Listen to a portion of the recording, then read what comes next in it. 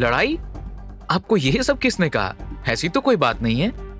यशवंत माथुर ने कहा, अरे गौतम, इतना परेशान मत हो, मुझे सब पता है अग्रवाल हाउस में क्या क्या हुआ, और इसके लिए मुझे बहुत दुख है।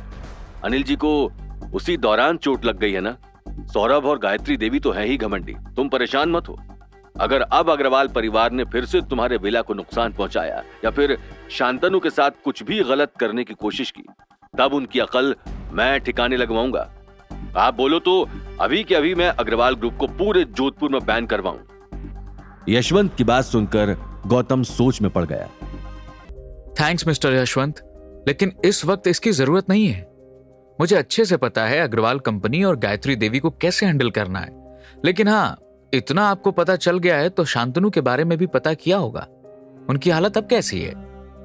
यशवंत ने मायूस होकर गौतम की बात का जवाब देते हुए कहा, सच बताऊं तो शांतनु की हालत कोई ज्यादा अच्छी नहीं है, लेकिन पंडित फैमिली ने शांतनु के लिए एक बहुत ही बड़ा डॉक्टर हायर किया है।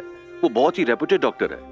ये सुनकर गौतम की जान में जान आई और वो बोल उठा, ठीक है यशवंत जी, शांतनु के बारे में अपडेट देने के लिए थैंक यू। अब शांतनु के बारे में ठीक ठाक खबर सुनने के बाद गौतम पहले से रिलैक्स था। अगली सुबह अवनी तैयार होकर किचन में आती है। गौतम उसे इतनी सुबह तैयार देखकर चौंक जाता है। अवनी, ये क्या कर रही हो? आज तुम कुछ ज्यादा ही जल्दी तैयार नहीं हो गई?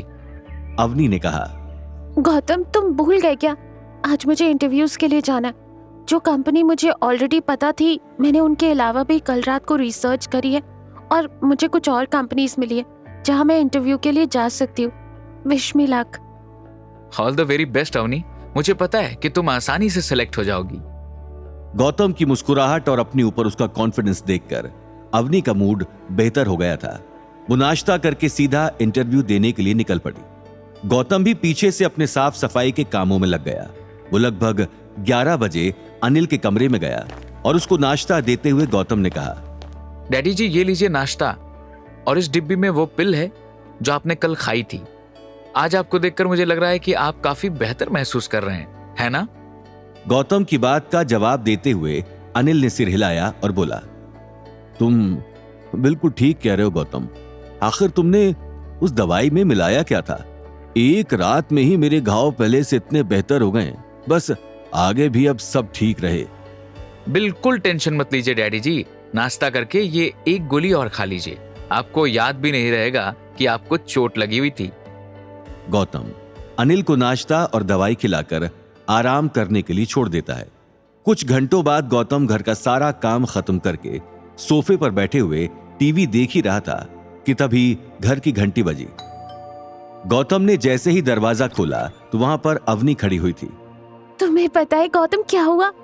ऐसा कहते कहते अवनी ने अचानक अपना मुंह बंद कर लिया और वो सोफे पर बैठ गई। हाँ बताओ अवनी, क्या हुआ? कैसे रहे तुम्हारे इंटरव्यूज? तुम कुछ बता रही थी ना?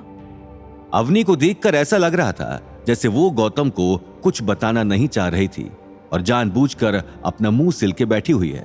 लेकिन गौतम भी कहां कम था। उसने फिर से अवनी से कहा, अवनी, तुम मुझे सुबह बता कर गई थी कि 2 कंपनीज में इंटरव्यू देने के लिए जा रही हो। उसका क्या हुआ?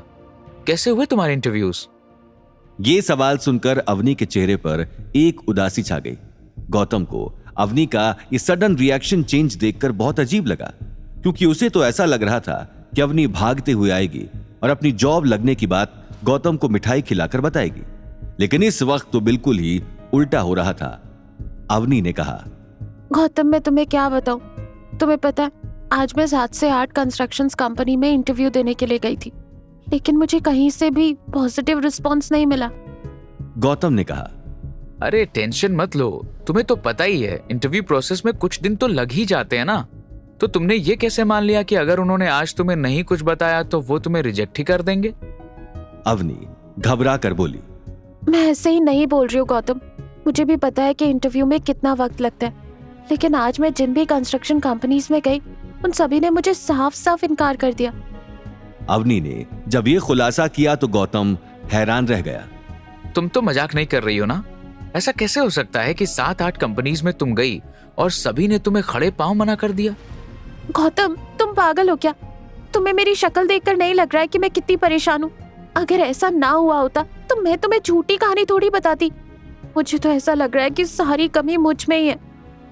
गौतम किसी भी कीमत पर यह बात मानने के लिए तैयार नहीं था कि कोई भी कंपनी अवनी को रिजेक्ट कर सकती है, बल्कि उसकी प्रोफाइल तो ऐसी थी कि कोई भी कंपनी उसे अपने साथ जोड़ना चाहेगी, और गौतम को यह बात अंदर ही अंदर खटक रही थी।